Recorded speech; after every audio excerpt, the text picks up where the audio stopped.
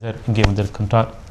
அவர் சொல்லுகின்ற கருத்துக்கள் நிச்சயமாக உங்களுக்கும் எனக்கும் ஒரு நம்பிக்கை தூணாக இருக்கும் என்ற ஒரு நம்பிக்கையோடு பாதையும் பயணம் நிகழ்ச்சியில் நான் பங்கேற்க ஆசைப்படுகின்றேன். பார்க்கலாம் நம்முடைய சிறப்பு அழைப்பாளர் என்ன சொல்ல போகின்றார். முதல்ல நேயர்கள் சார்பாக பாராட்டுக்கள் சார். நன்றி. நீங்கள் புதுவை அரசுடைய சிறந்த ஆசிரியருக்கான விருது வாங்கியிருக்கிறீங்க, பாராட்டுக்கள். உங்களை பற்றி அறிமுகம் சொல்லுங்கள் சார்.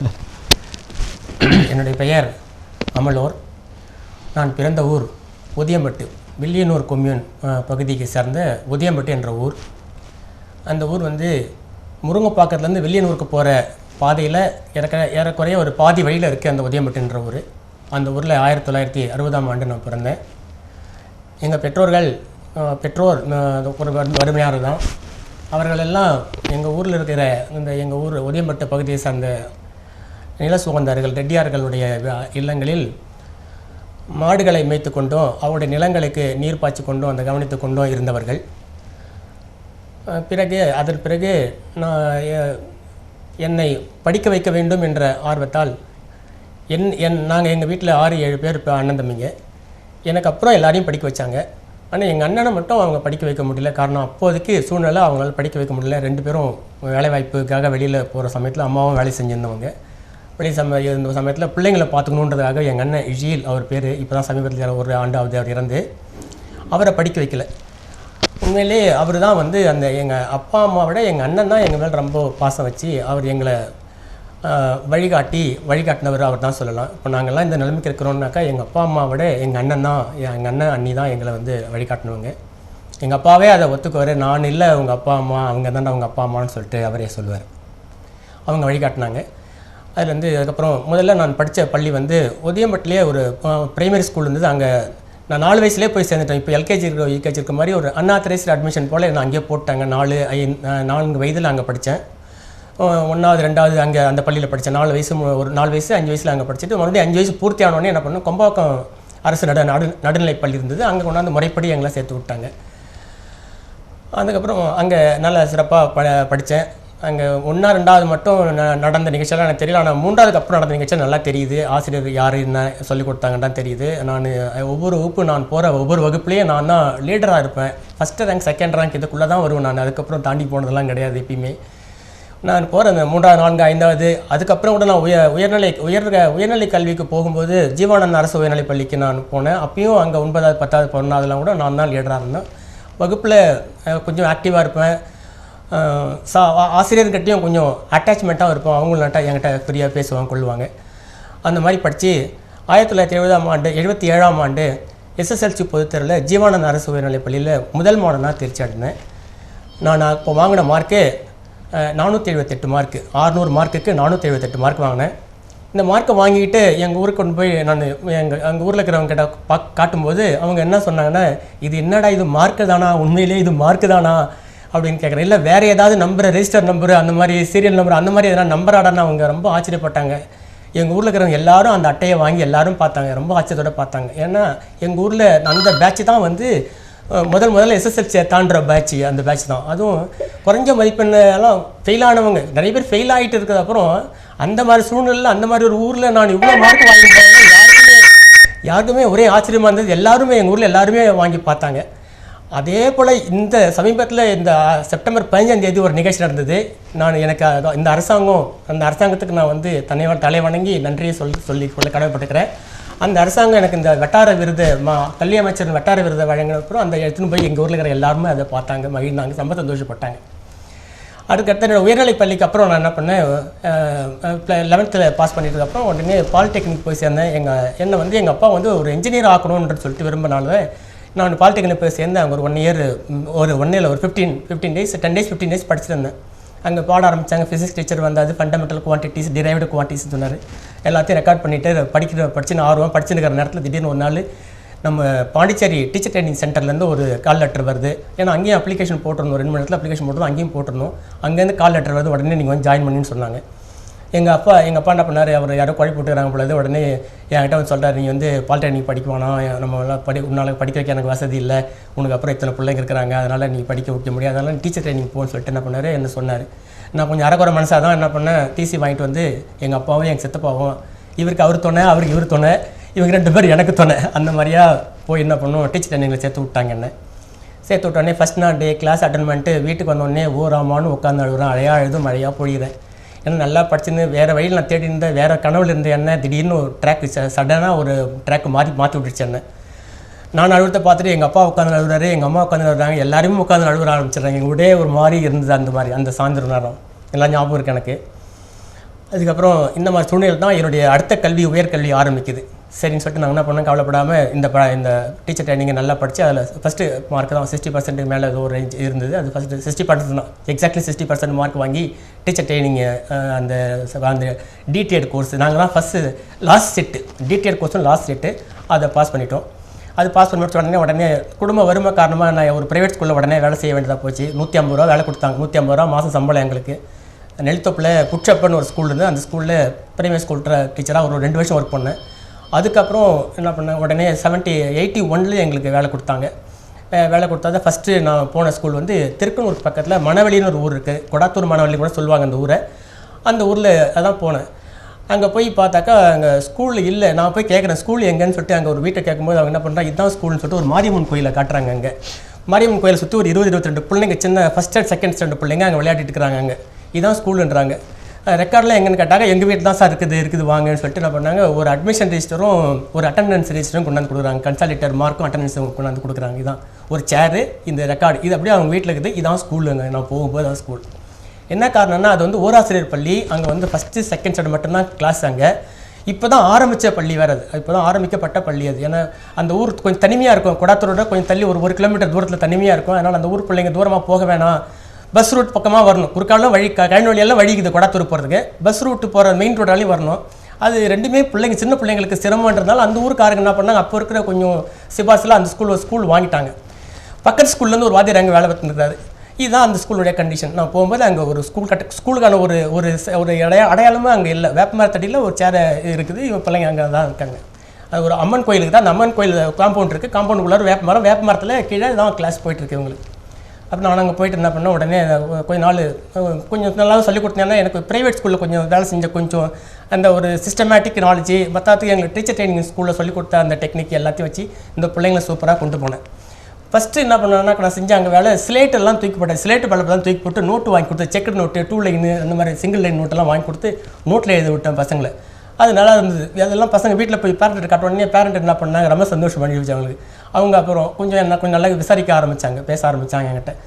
அப்புறம் இந்த மாதிரி போயிட்டு இருக்கும்போது மழை தூரெல்லாம் வரும்போது நான் கிளாஸ் நடத்த முடியாமல் போயிட்டு வேப்ப மரத்துக்கு உட்காந்து கிளாஸ் நடத்த முடியாமல் போகுது. அப்புறம் காக்கெல்லாம் பறவைகள்லாம் அந்த மரத்தில் உட்காந்து எச்சமிடும். பசங்க ஏற்றுக்கும்போது தொப்புன்னு அந்த பேப்பரில் உள்ளோம். அதெல்லாம் சிரமமாக இருந்தது. அப்போது நான் என்ன பண்ணேன், அந்த ஊரில் வந்து 4 பஞ்சாயத்து தலைவர் இருக்கிறாங்க. அந்த 4 பிரித்து ஒவ்வொருத்துக்கும் ஒரு தலைவர் போட்டு 4 தலைவர் இருந்தாங்க. அவங்கள பார்த்து சொன்னேன், இந்த மாதிரி பிரச்சனையாக இருக்குது, எங்களுக்கு வந்து எதனா ஷெட்டு போட்டு கொடுக்க முடியுமான்னு கேட்டேன் நான் அவங்கள. அவங்க சரி சார் நான் சரி, ஏன்னா இருக்குது நல்ல அபிப்பிராயம் என் மேலே இருந்துக்குது அவங்களுக்கு. இன்னும் கூட அந்த ரிலேஷன்ஷிப் இன்னும் இருக்குது, டச்சில் தான் இருக்குது. அவங்க போகிறோம், அந்த ஜனங்கள்லாம் பார்த்தாங்கன்னா பேசுவாங்க, நல்லா விசாரிப்பாங்க. அப்போ சொன்னதுக்கப்புறம் அவங்க சரி என்ன பண்ணால், அந்த அம்மன் கோயில் மதிலுக்கு கூட அப்படியே ஒரு மறுமாடி மட்டும் லேசாக ஒரு கொட்டா மாதிரி போட்டு இறக்கி உள்ளாடி அம்மன் கோயிலுக்கு அந்த காம்பவுண்ட் உள் சைடில் என்ன பண்ணாங்க போட்டு கொடுத்தாங்க. அதில் கிளாஸ் போயிட்டு இருந்தது.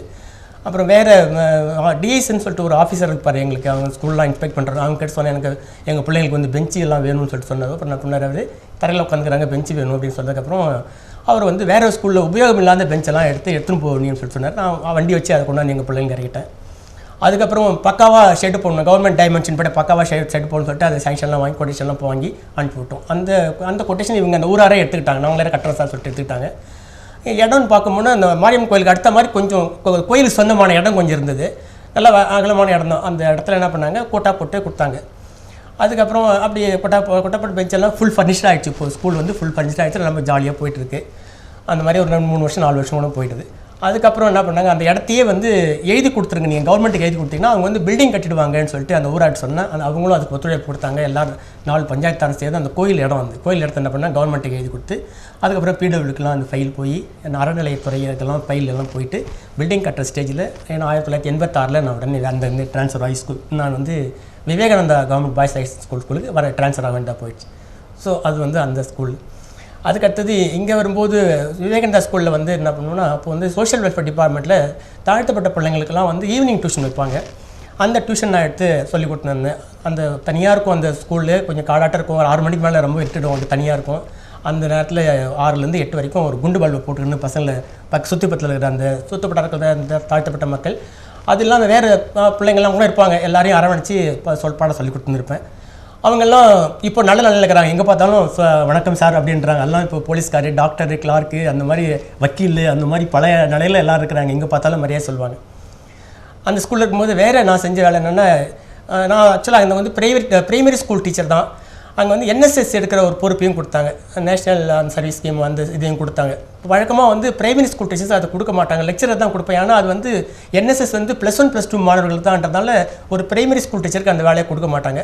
ஆனால் அந்த பிரின்ஸிபால் என் மேலே ஒரு நல்ல ஈடுபாட்டு காரணமாக என்ன பண்ணார், என்னை வந்து ஒரு 10 days மெட்ராஸுக்கு ஒரு காலேஜுக்கு அந்த NS சம்மந்தமாக ட்ரைனிங் அனுப்பி அந்த வேலையை என்கிட்ட கொடுத்தாரு. அந்த NSS வேலையும் நான் பொறுப்பு 2 ப்ராஜெக்ட் ஆஃபீஸர் இருந்தோம், நானும் சந்திரசேகர் சார் ஒருத்தர். 2 பேருமே நல்லா பண்ணோம். பசங்களுக்கு வந்து நல்லா வழிகாட்டணும், சமூக சேவை செய்கிறதுக்கு, அந்த கோயிலை சுத்தம் பண்ண, அங்கே அந்த சிவன் கோயில் இருக்குது, அந்த சிவன் கோயில் சுத்தம் பண்ணுறது, ஸ்கூல் க்ளீன் பண்ணுறது, இந்த சுற்றுப்புற சூழல், சுற்றுப்புற விழிப்புணர்வு அந்த விழிப்புணர்வு பேரணி அந்த மாதிரி நடத்துறது, வேலையை நடத்துறது, அப்புறம் இந்த போலீஸ் சொட்டு மருந்து போடுறது, இந்த மாதிரி வேலைகள்லாம், சமூக வேலைகள்லாம் மாணவர்கள் ஈடுபடுத்தினு அதுவும் நல்லா இருந்தது. அந்த சமயத்தில் காரைக்கால்லேருந்து என்ன பண்ணார், அனந்தநாராயணன் சொல்லிட்டு ஒரு ஹெட்மாஸ்டர் கிரேட் 1 என்ன பண்ணார், பிரின்ஸிபலாக ப்ரொமோஷன் ஆகி அந்த எங்கள் ஸ்கூலுக்கு வராரு. அவர் வந்து அந்த வருஷம் அந்த +1 ஹையர் செகண்டரி SLCல ரிசல்ட்லாம் பார்த்துட்டு ரொம்ப குறவாக இருக்குது, இது இன்னும் கொஞ்சம் அப்டேட் பண்ணுன்னு சொல்லிட்டு அவர் கொஞ்சம் எல்லாரையும் ஆசிரியர் லெக்சரர்ஸ் எல்லாரையும் முடிக்க விட்டார். அப்போ அந்த நேரம் பார்த்து நான் என்ன பண்ணேன், நான் அப்போ தான் வந்து சைக்காலஜி ரெகுலர் இதில் கரஸ்பாண்டன்ஸில் படிச்சுக்கிறேன். நான் படித்தது ஸ்கூல் வரைக்கும் நான் ரெகுலரில் படித்தது 11th, அதுக்கப்புறம் பார்த்தா 2 வருஷம் ட்ரைனிங் தான். அதுக்கப்புறம் நான் வந்து BA psychology, MA psychology, MPhil psychology, PhD psychology பண்ணது. MA வரைக்கும் கரஸ்பாண்டன்ஸு, அப்புறம் BEd MAd கரஸ்பாண்டன்ஸு,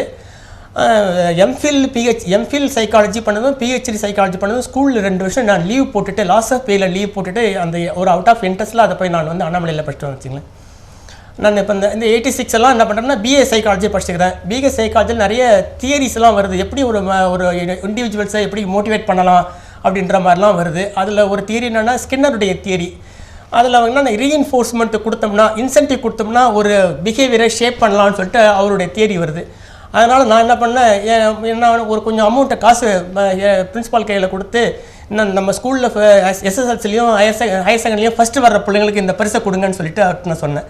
அவர் என்ன பண்ணார், சரி இதை விட ஒரு என்டோமெண்ட் மாதிரி ஆரம்பிச்சா சொல்லிட்டு என்ன பண்ண ஒரு என்டோமெண்ட்டே போட்டுவிட்டாங்க. இப்போ இன்னமும் நடந்து வருதாங்க, ஒரு சிறிய தொகையை அவங்க கொடுத்து இப்போ இன்னொரு நடத்திட்டு வராங்க அவங்க.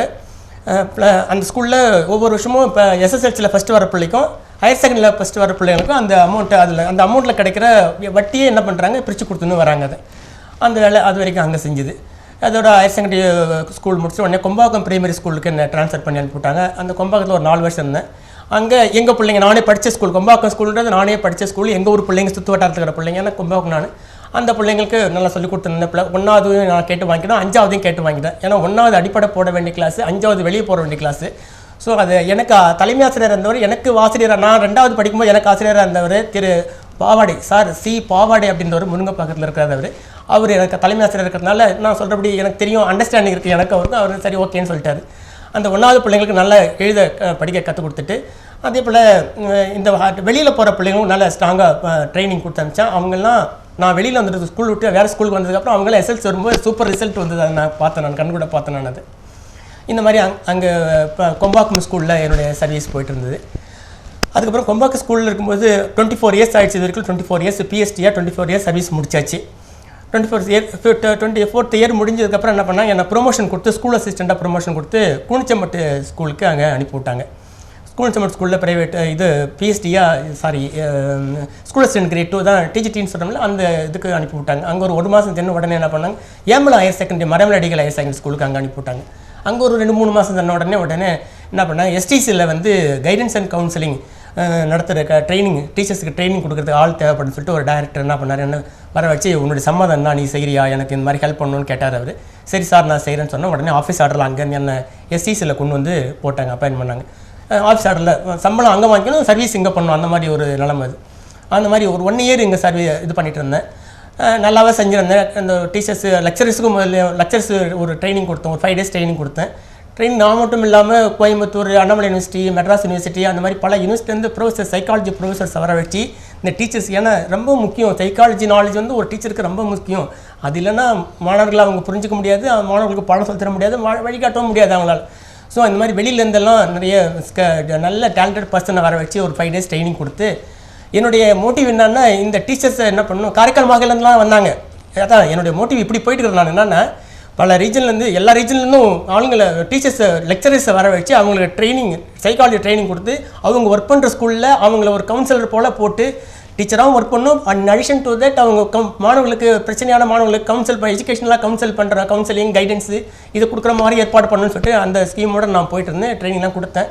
5 days ட்ரைனிங் கொடுத்ததுக்கப்புறம் ரொம்ப நல்லா இருந்தது. ஃபீட்பேக்கு அந்த லெக்சரர்ஸ் எல்லாம் நல்ல ஃபீட்பேக் சொன்னாங்க. காரைக்கால் மாநிலத்துலேருந்து வந்து நாங்கள் 48 பேர் அந்த பேட்ச் கொடுத்தேன். நான் நல்ல ஃபீட்பேக் சொன்ன நல்லா இருந்ததுலாம் சொன்னாங்க அவங்க. அதுக்கப்புறம் என்ன பண்ணாங்க, அந்த இது அந்த மாதிரி ஸ்கீம் வேண்டாம் அப்படின்ற மாதிரி அரசாங்கத்தில் அந்த ஆஃபீஸில் இருக்கிறவங்க வேணாம்னு சொல்லிட்டு என்ன பண்ணாங்க, ஒரு 1 இயருக்கு அப்புறம் என்ன பண்ணாங்க, என்னை அனுப்பிச்சி விட்டாங்க. நான் மறுபடியும் ஸ்கூலுக்கு போங்கன்னு சொல்லிட்டு ஸ்கூலுக்கு அனுப்பி விட்டாங்க. ஸ்கூலுக்கு வந்துட்டேன். இந்த 1 இயரில் ஒரு லெக்சரருக்கு ஒரு பேட்ச் கொடுத்தேன். அப்புறம் ஸ்கூல் அசிஸ்டண்ட்டுக்கு டீச்சர்ஸ்க்கு இந்த மாதிரி சைக்காலஜி பேட்ச் ட்ரைனிங் கொடுத்தது. அவங்க எல்லாருமே நல்ல ஃபீட்பேக் சொன்னாங்க. அங்கேயே சொன்னாங்க, அந்த 5th day ட்ரைனிங் முடியும் போது நல்ல ஃபீட்பேக் சொன்னாங்க. அப்புறம் வீட்டுக்கு போனதுக்கப்புறம் கூட சில லெட்டர்லாம் கூட எனக்கு நல்ல மாதிரியாக இருந்தது. இந்த மாதிரி ட்ரைனிங் எங்களுக்கு அவசியம் வேணும் அப்படின்ற மாதிரிலாம் நிறைய லெட்டர்லாம் எனக்கு வந்தது. ரொம்ப சந்தோஷமாக தான் இருந்தது. ஏதோ நம்ம நல்லா செய்கிறோம்னு சொல்லிட்டு நினச்சிருந்தேன். திடீர்னு ஒன் ஃபைன் மார்னிங் டைரக்டர் கூட்ட அனுப்பியாங்க, நீங்கள் you can go to school அப்படின்னு சொல்லிட்டு லெட்டர் கொடுத்து மறுபடியும் நான் ஏமல் ஸ்கூலுக்கு போயிட்டேன். ஏமல் ஸ்கூலுக்கு போனதுக்கப்புறம் கொஞ்ச நாள் சென்று டயட்டில் அப்போ வந்து டீச்சர் சைக்காலஜி எடுக்கிறதுக்கு டீச்சர் வேணும்னு சொல்லிட்டு அப்ளிகேஷன் கால் பண்ணியிருந்தாங்க. அது அப்ளை பண்ணேன். உடனே அது எனக்கு நான் சைக்காலஜியில் டாக்டரேட் வரைக்கும் படிச்சிருக்கனால எனக்கும் அது ஈஸியாக இருக்கும். அங்கே அந்த மாதிரி ஆளும் அங்கே வேணும். ஏன்னா இந்த இப்போ தான் ஆரம்பிக்கிற இப்போ பிகினிங் ரா ஹேண்டாக வர்ற அந்த ஹையர் செகண்டரி ஸ்கூல் பிள்ளைங்களாம் நம்ம என்ன பண்ணணும், 2 வருஷத்தில் என்ன பண்ணணும், நான் அவனை கன்வெர்ட் பண்ணணும். ஒரு ஃபினிஷ்டு ப்ராடக்டாக அவனை கன்வெர்ட் பண்ணணும். என்ன ஆக்கணும்னா ஒரு டீச்சராக அவனை ஆக்கணும். அதுக்கு வந்து சைக்காலஜியால் மட்டும்தான் முடியும். வேறு சப்ஜெக்ட்லாம் அவனுக்கு நாலேஜ் தேவை. பட் அவன் டீச்சராக இருக்கணும்னா கண்டிப்பாக அவனுக்கு ஒரு அந்த சைக்காலஜி நாலேஜ் அவனுக்கு கொடுக்கணும். ஸோ அதுக்காக அவங்க ஒரு ஆள் தேவைப்பட்டு எனக்கு கால் பண்ணாங்க. நான் போட்டிருந்தேன். என் குவாலிஃபிகேஷன் பார்த்து என்னை எடுத்துட்டாங்க. 4 வருஷம் அங்கே நல்லா ஒர்க் பண்ணேன். நல்ல டீச்சர்ஸை உருவாக்கினேன். என்கிட்ட படித்த பிள்ளைங்கள்லாம் இப்போ கவர்மெண்ட்லேயும் ஒர்க் பண்ணுறாங்க, நல்லா ஷைன் பண்ணுறாங்க. நல்ல ப்ரைவேட் ஸ்கூல்ஸில் நிறைய சம்பளம் வாங்கிட்டு நல்லா ஷைன் பண்ணுறாங்க. வழியில் பார்த்தாங்கன்னா சொல்லுவாங்க, சார் நீங்கள் சொல்லிக் கொடுத்த டெக்னிக்லாம் எனக்கு ரொம்ப யூஸ் ஆகுது சார் அப்படின்னு சொல்லிட்டு இப்போ சொல்கிறாங்க. அந்த 4 years நல்லா போச்சு. 4 செட்டு நல்ல பேட்ச் வெளியே அனுப்பி விட்டேன். அங்கே இருக்கும்போது இன்னும் நிறைய ஆக்டிவிட்டிஸ்லாம் நிறைய பண்ணுது. அந்த சைடில் இந்த கதிர்காமம் அந்த பக்கம் வந்து இந்த சைல்டு சென்சஸ்ன்னு ஒரு வகையான சென்சஸ் எடுக்கணும். என்னன்னாக்கா எத்தனை பேர் ட்ராப் அவுட் ஆகி வீட்டில் இருக்கிறான், ஸ்கூலுக்கு போகிற 6 to 14 yearsல பிள்ளைங்க வந்து யார் ட்ராப் அவுட் ஆகி வீட்டில் இருக்கிறான் அதை கணக்கெடுங்கன்னு சொல்லிட்டு எனக்கு இன்னும் 2 sir incharge DIET sir incharge கொடுத்து டயட் பிள்ளைங்களை வச்சு அந்த சென்சஸ்லாம் எடுத்தோம். அது பார்த்தா ஒரு 4 பேர் தான். நான் மற்றவெல்லாம் ஸ்கூலில் தான் யாருமே இல்லை. எப்போ அந்த 100% லிட்ரஸி பாண்டிச்சேரியில் இருந்து ரொம்ப சரிதான். அதுவும் அந்த 4 பேரில் இருந்தால் கொஞ்சம் அந்த முடியாத பிள்ளைங்களை வச்சிங்களா அவங்க. அதனால் அந்த மாதிரிலாம் செஞ்சோம். டயட்டில் இது மாதிரி ஒர்க் பண்ணிருக்கும் போதே எனக்கு ஒரு தமிழ்நாடு பாடநூல் கழகத்தில் புத்தகம் எழுதுகிற அந்த வளநூல் எழுதுகிற அந்த வாய்ப்பு எனக்கு கிடச்சிது. அந்த மாதிரி அந்த வாய்ப்பு பயன்படுத்திட்டு நான் போய் என்ன பண்ணேன், இப்போ டீச்சர் ட்ரைனிங் அந்த டீச்சர் ட்ரைனிங் எல்லா டீச்சர் ட்ரைனிங் ஸ்கூல்லையும் டயட்லேயும் அந்த வளநூல் தான் இப்போ இன்றைக்கி படிச்சுக்கிறாங்க பிள்ளைங்க. நானே எழுதின புத்தகம் தான் அது, சைக்காலஜி புத்தகம். ஆனால் சைக்காலஜின்னு டைட்டில் இருக்காது. அதுக்கு வந்து கற்கும் குழந்தைன்னு பேர். அந்த பேர் கொடுத்ததே நான் தான். ஏன்னா அது இங்கிலீஷில் வந்து லெர்னிங் சைல்டுன்னு அப்படி இருந்தது. அது நாங்கள் ஒரு 6 பேர் கொண்டு அந்த புத்தகத்தை எழுதணும். இது எல்லாரும் ட்ரான்ஸ்லேட் பண்ணுங்கன்னு சொல்லிட்டு அந்த தலைவர் சொன்னார், பாலசுப்ரமணியன் சொல்லிட்டு ஒரு தலைவர் அவர் எங்களுக்கு. அவர் சொன்னார் ட்ரான்ஸ்லேட் பண்ணுங்கும் போது அதில் ஒவ்வொருத்தரும் ஒவ்வொரு ட்ரான்ஸ்லேட் சொன்னாங்க. நான் வந்து கற்கும் குழந்தைன்னு சொன்னேன். இது சரியாக இருக்குது, இது எடுத்துக்கலாம்னு சொல்லிட்டு இந்த பேரே அதுக்கு வச்சுருக்காங்க. இந்த பாடநூல் தான் இப்போ எல்லோரும் அட் ப்ரெசென்ட்டு எல்லா டீச்சர் ட்ரைனிங் இன்ஸ்டியூட்லையும் தமிழ்நாடு ஃபுல்லாக அந்த புத்தகத்தை தான் படிச்சுருக்கிறாங்க. அது ஒரு புத்தகம் எழுத வாய்ப்பு கிடச்சிது. அதுக்கப்புறம் என்ன பண்ணாங்க, அது 2008. அதுக்கப்புறம் 2010 வந்து சமச்சீர் கல்வி கொண்டு வரும்போது என்ன பண்ணாங்க, அதுக்கு ஆசிரியர்கள் வேணும், அந்த ஆசிரியர் குழுவுக்கு ஆசிரியர்கள் வேணும்னு சொல்லிட்டு என்ன பண்ணாங்க, கலெக்ட் பண்ணாங்க. ஒரு பரிசையும் வச்சாங்க. எங்கெல்லாம் ஒரு டெஸ்ட் வச்சு தான் எடுத்தாங்க. ஆசிரியர்கள் புத்தகம் எழுத போகிறவங்களுக்கு ஒரு டெஸ்ட் வச்சாங்க. அந்த டெஸ்ட் நான் போய் வடலூர் டயட்டில் போய்ட்டு அதை டெஸ்ட் எழுதிட்டு வந்தேன். அதுக்கப்புறம் எனக்கு 5ஆம் வகுப்பு தமிழ் பாடநூல் எழுதுகிற வாய்ப்பு கொடுத்தாங்க. இப்போ இப்போ பிள்ளைங்க ஸ்கூலில் படிக்கிற 5ஆம் வகுப்பு பிள்ளைங்க படிக்கிற அந்த தமிழ் பாடநூல் நாங்கள் எழுதின இதுதான் சார். இப்போ நான் என்னுடைய புத்தகத்தை அவங்க படிச்சுக்கிறாங்க. நாங்கள் ஒரு 6 பேர் கொண்ட குழு அது எழுதணும். அதில் சின்ன சின்ன வேலையெல்லாம் செஞ்சேன். நம்ம பாரதிதாசன் பாட்டை அங்கே வச்சேன். தலைவாரி பூச்சூடி உன்னை பாடசாலைக்கு போய் என்று சொன்னால் உன் அன்னை. ரொம்ப அருமையான பாட்டு. நான் அந்த கொம்பாக்கம் ஸ்கூலில் படிக்கும்போது ஆசிரியர்கள் ரொம்ப அழகாக சொல்லிக் கொடுப்பாங்க. ரொம்ப உணர்ந்து படிப்போம், அதை பாடுவோம். நாங்கள் ஸ்கூலுக்கு விட்டு போகும்போது ஸ்கூலுக்கு வரும்போது அந்த பாட்டை அழகாக நாங்கள் பாடிட்டோம். பாட முடியுங்களா? பாடுங்க. தலைவாரி பூச்சூடி உன்னை பாடசாலைக்கு போய் என்று சொன்னால் உன் அன்னை. தலைவாரி பூச்சூடி உன்னை சிலை போலே ஏன் அங்கு நின்றாய், சிலை போலே ஏனங்கு நின்றாய், நீ சிந்தாத கண்ணீரை ஏன் சிந்துகின்றாய், தலைவாரி பூச்சூடி உன்னை பாடசாலைக்கு போயென்று சொன்னாள் உன் அன்னை, படியாத பெண்ணாயிருந்தால் படியாத பெண்ணாயிருந்தால் கேலி பண்ணுவார் என்னை ஊரார் தெரிந்தால், படியாத பெண்ணாயிருந்தால் கடிகாரம் ஓடும் முன்னோடு கடிகாரம் ஓடும் முன்னோடு என் கண்ணே நீ அண்டை வீட்டு பெண்களோடு தலைவாரி பூச்சூடி உன்னை பாடசாலைக்கு போயென்று சொன்னாள் உன் அன்னை, தலைவாரி பூச்சூடி உன்னை. இன்னும் ஸ்டான்ஸ் இருக்கு, அப்படி பாடிட்டு போனோம். அது அந்த பாட்டை இந்த தமிழ் புத்தகத்தில் சேர்த்துருக்க அந்த 5வது தமிழ் புத்தகத்தில் அந்த பாட்டு இருக்கும் பாருங்கள். அப்புறம் இன்னும் ஒரு சின்ன வேலையும் அதில் செஞ்சேன். நம்ம வழக்கமாக இது வரைக்கும் நம்ம படிச்சுனா நான் படிக்கும்போதெல்லாம் எப்படி இருந்ததுன்னா, ஒற்றுமையே உயர்வு அப்படின்ற மாதிரி இருக்கும். ஒற்றுமையே உயர்வு, ஒன்றுபட்டால் அதான் ஒற்றுமையே உயர்வுன்ற உழைப்பே உயர்வு என்ற மாதிரி இருக்கும். உழைப்பே உயர்வு அப்படின்ற மாதிரி நம்ம படிச்சிருப்போம். அதை லேசாக மாற்றி நான் என்ன பண்ணேன், அந்த புத்தகத்தில் மாற்றி வச்சுருக்கிறேன் பாருங்கள். உழைப்பே வாழ்வுன்னு மாற்றி வச்சுருக்கிறாங்க. ஏன்னா இப்போல்லாம் எனக்கு ஒரு மாதிரியான ஒரு உணர்வு வருது. என்னன்னாக்கா, எல்லோரும் உழைக்காமலே சம்பாதிக்கணும் அப்படின்னு ஆசைப்படுறாங்க. இன்னொன்று உழைக்கிறதே சோம்பேறித்தனப்படுறாங்க. அதனால தான் இப்போ டாக்டர் எல்லாரும் நடக்க விட்டுறாரு, சுகர் வருதுன்னு சொல்லிட்டு நடக்க விட்டுறாரு, நடங்கன்னு சொல்லிட்டு. உழைப்பு குறைவு இருந்தால்தான் அந்த சுகருக்கே காரணம்னு சொல்லி டாக்டர்லாம் சொல்கிறாங்க. அதனால் உழைப்பு வந்து ரொம்ப அவசியம். உழைப்பு தான் வாழ்க்கை. அந்த உழைக்கிறதுக்காக தான் நமக்கு ஆண்டவன் இந்த மாதிரியான கைகாலெலாம் கொடுத்துறான், இந்த மாதிரியெல்லாம் கொடுத்துருக்கான் அப்படின்றது. உழைப்பு ரொம்ப பேஸு அப்படின்ற கருத்தை இளம் மாணவர்களுக்கு அதை கொஞ்சம் அப்படியே பதிய வைக்கணுன்றதுக்காக ஒரு கதை இருக்கும். அதில் உழைப்பே வாழ்வு அப்படின்ற மாதிரி ஒரு கதை இருக்கும். அது பழைய கதை தான், பழசு. பட் கருத்து கொஞ்சம் இந்த மாதிரி மாற்றி வச்சுருக்காங்க. அதான் ஒரு ஏழை குடியானுடைய ஒரு பிள்ளை ஒருத்தர் இருப்பார். அவர் வந்து அவங்க அப்பா பேச்சை கேட்காம அவர் வந்து உதாரணத்தனமாக இருந்தார். ஒரு நாள் அவங்க அப்பா இறக்கும்போது என்ன பண்ணார், இந்த இடத்துல நம்ம நிலத்தில் வந்து நம்ம மூதாயினுடைய இது இருக்குது, புதையல் இருக்குது, அதை நீ எடுத்துக்கோ அப்படின்னு சொல்லிட்டு அவர் இறந்துட்டார். அதுக்காக இந்த பிள்ளை என்ன பண்ணார், சரி புதையல் தோண்டணும்னு ஆசைக்காக என்ன பண்ணார், அங்கங்கே தோண்டி பார்த்தார், கழனி பூரா தேடி பார்த்தார், கிடைக்கவே இல்லை. கழனி மட்டும் புழியாக இருந்தது. வர்ற வழிபோக்கர் ஒருத்தர் என்ன பண்ண அதை பார்த்துட்டு, என்னப்பா இந்த மாதிரி ஆகிடுச்சு, என்ன கேட்டோமோ என் புதையல் கிடைக்கலாம், அப்பா சொன்னார் கிடைக்கலன்னு சொல்லிட்டு சோகமாக உட்காந்து இருக்கிறேன் அப்படின்னு சொன்னபடி, சரி பரவாயில்ல பூசணி விதையை போட்டு விடுதில்லன்னு சொல்லிட்டு பூசணி விதையை போட்டு விட்டாங்க. நிறைய பலன் கிடச்சிது, நிறைய காசு கிடச்சிது. அப்போ தான் அந்த பிள்ளைக்கு புத்தி வந்தது, ஓஹோ அப்பா சொன்ன புதையல் இதுதானா அப்படின்ற மாதிரி அந்த அந்த அந்த அந்த ஒரு பிள்ளை உணர்கிற மாதிரி உழைப்போட உயர்வை சொல்ல வேண்டிய தான் போச்சு. உழைப்பே உயர்வு அப்படின்ற தத்துவத்தை கொஞ்சம் லேசாக மாற்றி உழைப்பே வாழ்வு அப்படின்ற மாதிரி அங்கே அந்த வேலையை நான் தான் செஞ்சேன் அந்த புத்தகத்தில். அங்கே வளநூல் ஆசிரியர்கள் எல்லாருமே அதை ஏற்றுக்கிட்டாங்க. சரி இருக்கலாம், நோ ப்ராப்ளம் அப்படின்ட்டு. முதல்ல கொஞ்சம் பிரச்சனை வந்தது, வழக்கமாக இருக்கிறத மாற்ற வேணாம்னு சொல்லிட்டு, இல்லை இருக்கலாம்னு சொல்லிட்டு அப்புறம் எல்லாருமே ஒத்துக்கிட்டாங்க. இந்த மாதிரி அந்த பாட புத்தகம் அப்படி போயிடுச்சு. இப்போ அதை தான் படிச்சுருக்கிறாங்க பிள்ளைங்க.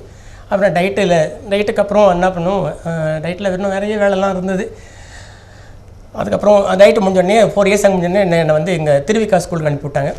அதில் டயட்டில் இன்னும் கொஞ்சம் விஷயம் சொல்லி ஆகணும். டயட்டில் வந்து நான் சொல்லிக் கொடுத்த பாடங்கள் எல்லோரும் தொடர்ந்து 2 வருஷம் என்ன பண்ணாங்க, எல்லாருமே 100% தான். நான் 2 பாடம் சப்ஜெக்ட் இருந்தேன். இந்த மாதிரி எஜுகேஷன் சைக்காலஜி, எஜுகேஷன் டெக்னாலஜி 2 பாடத்தை என்கிட்ட கொடுத்தாங்க அந்த பிள்ளைங்க நடத்த சொல்லி. அது நடத்தினிருந்தேன். அதில் 2மே வந்து 2 பாடத்துலேயுமே வந்து சென்டம் தான். அது 2 சக்ஸஸிவாக இயர் அதே போல் சென்டம் ஓடி இருந்தது. 3வது இயர் வரும்போது கொஞ்சம் அதில் குறுக்க ஒருத்தர் தடையை ஏற்படுத்திட்டார். என்னென்னா, நான் சொல்லிக் கொடுத்துட்டு பாடம் சொல்லி கொடுத்துரும்போது அதே கிளாஸில் நான் லீவாக இல்லை வேறு கிளாஸ் இருக்கும்போது இவர் பூந்து இன்னொரு அதே பாடத்தை நடத்த ஆரம்பித்தார். அதனால் பசங்க ரொம்ப குழம்பி அந்த எக்ஸாமில் கொஞ்சம் நிறைய பேர் அதில் கொஞ்சம், அதாவது 88% வந்தது, 100% வராமல் 88% வந்தது. அது வரைக்கும் கொஞ்சம் நல்ல ரிசல்ட் அங்கே ப்ரொடியூஸ் பண்ணுது. அதே போல் ECC கோர்ஸ்னு அங்கே ஒரு கோர்ஸ் இருக்குது, அந்த early child care and education சொல்லிட்டு. அது முடிச்சுட்டு வந்தானாக்கா அந்த பால்வாடி டீச்சரில் அந்த LKG UKG டீச்சராக போடுறாங்க. அந்த கோர்ஸ் நடத்தினா அதுலேயும் படித்த பிள்ளைங்களாம் அந்த சைக்காலஜி சொல்லிக் கொடுக்குறது தான் நம்ம வேலை. என்னன்னா சைக்காலஜி சொல்லிக் கொடுக்குறது. சைக்காலஜி வரையும் அவங்களுக்கு எப்படி பயன்படுன்னா, மாணவர்களை புரிஞ்சுக்கிறது, அவனுடைய வளர்ச்சி என்ன, அவனுடைய அறிவு லெவல் என்ன, அதை புரிஞ்சுக்கிட்டு அதுக்கேற்ற மாதிரி அவன்கிட்ட பாடம் சொல்லிக் கொடுக்குறது தான் இந்த சைக்காலஜி நாலேஜ். ஸோ அதை கொடுத்தேன். அதுலேயும் என்ன பண்ணாங்க, எல்லாருமே நல்ல 100% ரிசல்ட் வருது. அதுக்கப்புறம் இதுக்கெல்லாம் என்னோடய சைக்காலஜி பேக்ரவுண்ட் காரணம். நான் இன்னொரு சார் அவங்க சொல்லி ஆகணும். நான் கரஸ்பாண்டன்ஸ் தான் படித்தேன், BA சைக்காலஜி, MA சைக்காலஜி. அப்போது வந்து கரஸ்பாண்டன்ஸில் அங்கே அண்ணாமலை யூனிவர்சிட்டியில் ப்ரொஃபஸர் சுரேஷ் அப்படின்ற ஒருத்தர் இருக்கார். அவர் தான் எனக்கு முழு வழிகாட்டி, எப்படி பாடம் படிக்கணும், எப்படி புரிஞ்சுக்கணும் அப்படின்றது ரொம்ப தரவாக ஓரளவு அங்கே அவர் சொல்லிக் கொடுத்தது. அவர் தான் என்னை சைக்காலஜி லெவலில் என்னை ஷேப் பண்ணது அவர் தான் சொல்லலாம். அவருக்கு இந்த நேரத்தில் ஒரு நன்றி சொல்லிக்கிறேன். அந்த மாதிரி இந்த பிள்ளைங்களுக்குலாம் நான் உதவியாக இருந்தது காரணம் அந்த பெரிய மனிதர் தான், ப்ரொஃபஸர் தான். இப்போ இன்னமும் இருக்கார் அவர் அண்ணாமலை யூனிவர்சிட்டியில் அந்த சைக்காலஜி டிபார்ட்மெண்ட்டுக்கு ப்ரொஃபஸராக இருக்கிறார், ப்ரொஃபஸர் அண்ட் ஹெட்டாக இருக்கிறாங்க அவர். அது அந்த மாதிரி அந்த ரிசல்ட் தான் கொடுத்துட்டு நல்லபடியாக டீச்சர்ஸை உருவாக்கிட்டு 4 வருஷம் டெப்டேஷன் பீரியட் முடிஞ்சோடனே என்னை வந்து திருவிக்கா ஸ்கூலுக்கு அவங்களே அனுப்புனாங்க. நான் கேட்கல, இந்த ஸ்கூல் கொடுங்க அந்த ஸ்கூல் கொடுங்க கேட்கல, அவங்களே அனுப்பி விட்டாங்க. இங்கே வந்து ஒர்க் பண்ணேன். இங்கே வந்து 3 வருஷம் ஆகுது. 3 வருஷம் 2 வருஷத்தில் நல்ல ரிசல்ட் தான். எனக்கு என்கிட்ட படித்த பசங்க எல்லாரும் சென்டம் நான் ரிசல்ட் என் சப்ஜெக்ட்டில் இங்கிலீஷ் இங்கே வந்து இங்கிலீஷ் சொல்லி தர வேண்டாம் போச்சு. நான் ஆக்சுவலாக எனக்கு வந்து ப்ரொமோஷன் ஆனால் social studies social science teacher தான். ஆனால் எங்கள் டீச்சர் இல்லாத காரணத்தால் என்ன இங்கிலீஷ் எடுத்து சொன்னாங்க. 2 வருஷமாக இங்கிலீஷ் எடுத்தேன். 2 வருஷமும் சென்டர் ரிசல்ட் தான். என்கிட்ட படித்த பையன் எல்லாருமே பாஸ் பண்ணாங்க. அது 3ஆவது வருஷம் ஒரே ஒரு பையன் மட்டும் பாஸ் பண்ணிச்சான். அவன் எல்லா சப்ஜெக்ட்லையும் ஃபெயில் ஆகிறான். அதனால் அவனை ஒன்றும் செய்ய முடியல. 10வது அவன் ரெகுலராக வந்திருந்தானா எப்படியாவது அவன் தேர்த்திட்டுப்பான். அவன் ரெகுலரும் கிடையாது அவன் அட்டண்டன்ஸில். அதனால் அவன் ஒன்றும் செய்ய முடியல. ரொம்ப வருத்தமாக தான் இருக்குது எனக்கு. அவன் பையன் ஒருத்தன் வீணாக போனான்றது ஒன்று. இன்னொன்று எனக்கு ரிசல்ட்டு ஒரு 100% போச்சு அப்படின்னு சொல்லிட்டு வருத்தம் தான் இருக்குது. அந்த மாதிரி இப்போது இங்கே போயிட்டுருக்கு. அதுதான் என்னுடைய சர்வீஸுடைய இதுதான். ரொம்ப ஒரு 20 நிமிடங்கள் தொடர்ந்து உங்களுடைய வாழ்க்கை தரவுகளை ஒரு ஆற்றொழுக்கான தமிழில் நீங்கள் பேசுனதுக்காக நேயர்கள் சார்பாக பாராட்டுக்களை தெரிவித்துக் கொள்ள ஆசைப்பட்றேன். ரொம்ப நீங்கள் வெளிப்படையாக நீங்கள் பேசுனீங்க. என்னடா உங்களுடைய தந்தை தாயை பற்றி எல்லாம் நீங்கள் சொல்லுகின்ற பொழுது எல்லோரும் ரொம்ப வறுமையான ஒரு சூழலில் ஒரு ஆடுகளை மேய்க்கின்ற ஒரு பொறுப்பில் அதை வந்து பராமரிக்கின்ற பொறுப்பில் இருந்தாங்க நீங்கள் சொல்கிறீங்க பாருங்கள். அதுதான் ஒரு மனிதனுடைய ஒரு வெற்றிக்கான அடிப்படை இலக்கணம். ஏன்னா உங்களுடைய வாழ்க்கையிலிருந்து இந்த நிகழ்ச்சியை பார்த்து கொண்டிருக்கிற நேயர்கள் பல பேருக்கு வந்து உங்களுடைய வாழ்க்கை முறை உங்களுடைய வார்த்தைகள் வந்து மிகப்பெரிய ஒரு நம்பிக்கையை கொடுக்கணும். அதுக்காக தான் அந்த நிகழ்ச்சியில் உங்களை போன்ற நல்ல தரமான மனிதர்களை வரவழைத்து அவங்களோட பல கருத்துக்களை நாங்கள் பகிர்ந்து கொண்டிருக்கின்றோம். எனக்கு பெரிய வியப்பாக இருக்கிறது. இப்போ இவ்வளோ தூரம் நீங்கள் மிகப்பெரிய ஒரு பங்களிப்பு, ஏன்னா புதுவையில் பிறந்திருக்கின்ற ஒரு மனிதனுடைய பாடப்புத்தகம் தமிழகத்தில் கூட இருக்கிறது என்பது எனக்கு இது நினைக்கின்ற பொழுது மிக பெருமையாக இருக்குது. நீங்கள் நிறைய பேர் பழக மாட்டீங்க, வெளியில் வர்றதுக்கு கூட எனக்கு அதான் எனக்கு கொஞ்சம் சின்ன சர்க்கிளே இருந்துட்டீங்க. ஆனால் ஒரு பெரிய புதுவைக்கே கிடைத்திருக்கிற மிகப்பெரிய பெருமை இல்லைங்களா? உங்களால் உருவாக்கப்பட்டிருக்கின்ற பாடத்திட்ட நூல் வந்து தமிழகத்தில் இருக்கிறது பெரிய பெருமை இல்லைங்களா? இப்போ படிச்சுட்டு இருக்கிறாங்க. பார்க்கலாங்களா? வணக்கங்க, பாதையம் பயணமா? ஹலோ சார், அமலா சார் பேசணும் சார். பேசுங்க sir. Hello sir, good evening sir. Good evening, சொல்லுங்க சார். நான் ஸ்ரீதர் கம்பா ஸ்கூல்ல படிக்கிற 2004 பேட்ச் சார். நீங்க 5th எனக்கு எடுத்தீங்க சார். சொல்லுங்க. நல்லா இருக்கலாம் sir. Thank you thank you thank you. Sir நல்லா விருது கிடைச்சது, ரொம்ப சந்தோஷமா சார் உங்களுக்கு கிடைச்சது. சரி, தேங்க்யூ தேங்க்யூ. அதுதான் டீச்சர் பார்த்தேன் சார். சரி சரிப்பா, ரொம்ப நன்றிப்பா, நன்றி. நன்றிங்க சார். ஸோ உங்கள் மாணவருங்களா? 5வது கும்பகத்தில் 5வது படித்த மாணவர் இதாக படிச்சிருக்கிறாரு. இப்போ நீங்கள் பல விஷயங்கள் உங்களுடைய தொடக்கம், உங்களுடைய பூர்வீகம், தாய் தந்தையார், குறிப்பாக நீங்கள் உங்கள் அண்ணனை பற்றி நீங்கள் சொன்னீங்க, ஜீல் என்ற அண்ணனை பற்றி சொன்னீங்க.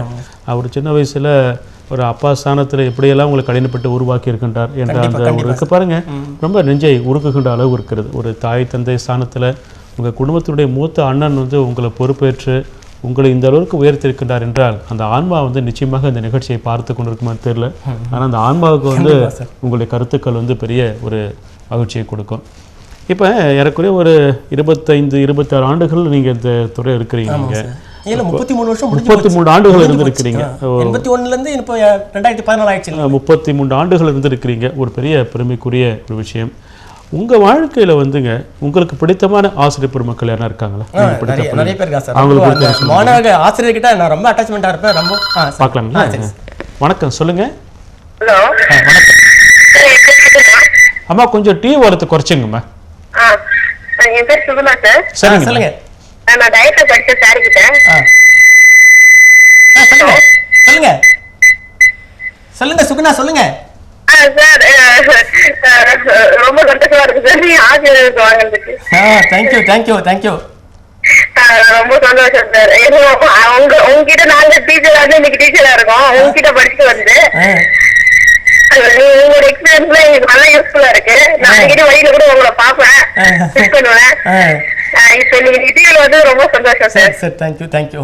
சரி சரி சார், நன்றிங்க.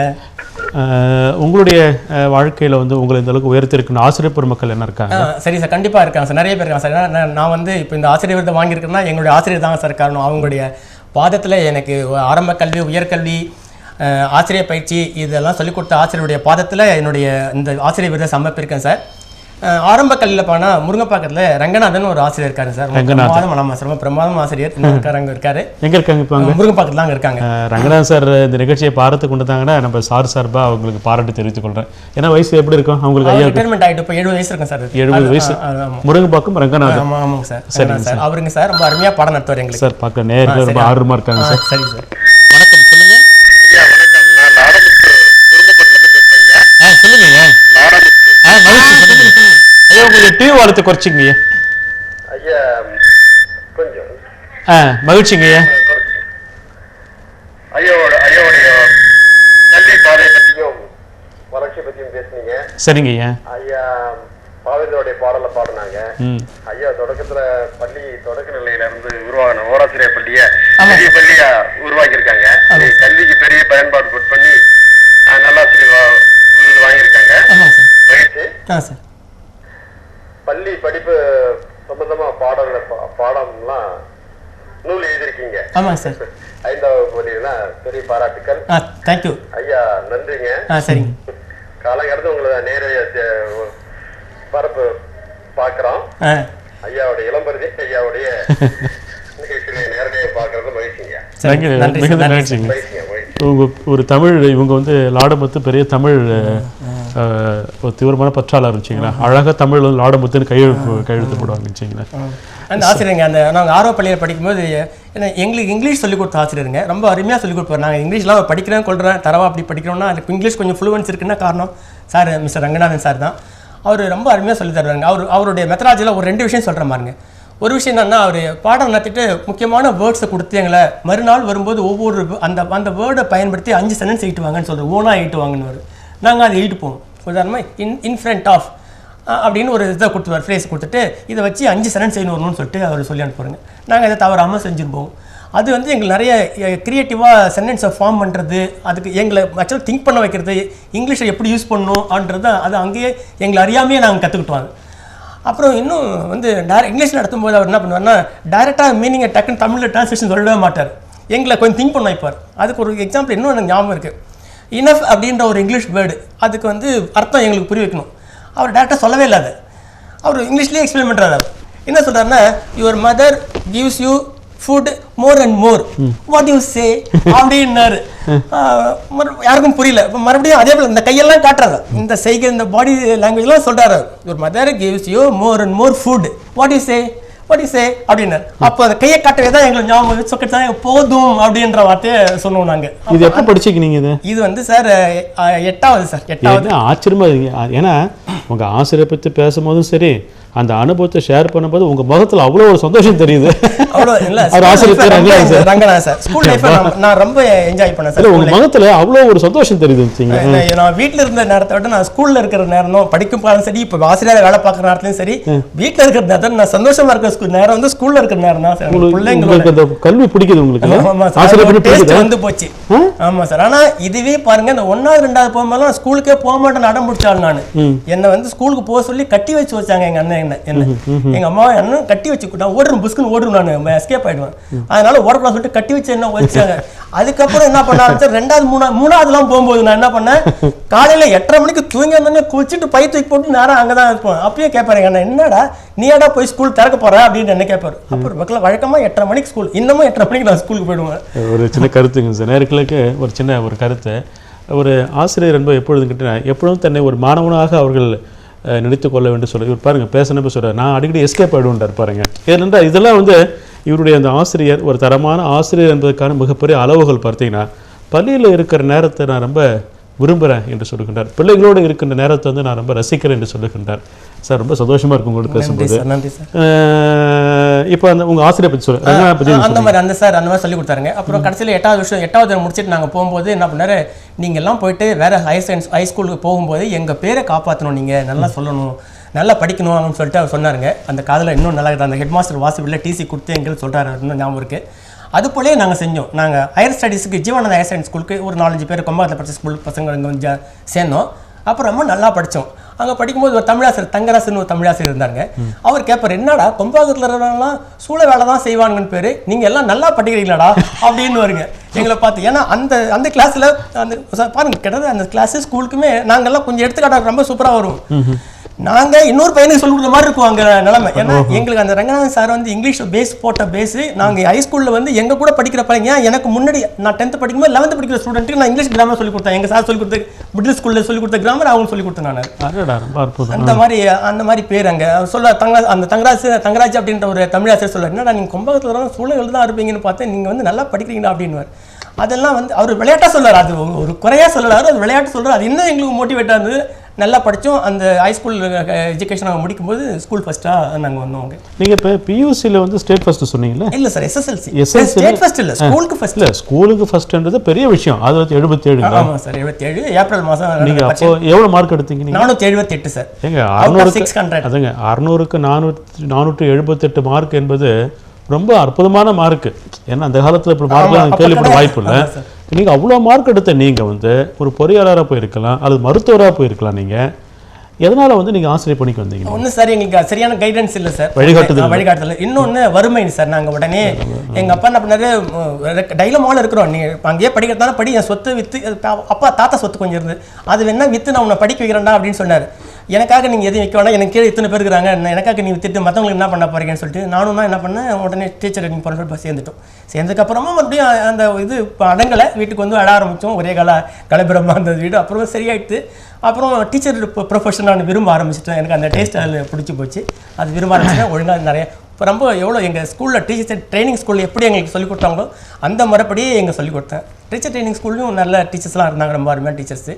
அந்த இருக்க டீச்சர் சொல்லுவாங்க, எப்படி நீங்கள் மாணவர்கள் அணுகுன்னா, பால் நினைந்து ஊட்டும் தாயினும் சால பறிந்து அப்படின்னு வருங்க பாடல். எங்க sir Natarajan sir, G Natarajan ஒரு சார் ஆசிரியர், எங்களுக்கு கணக்கு சொல்லி கொடுத்த ஆசிரியர்.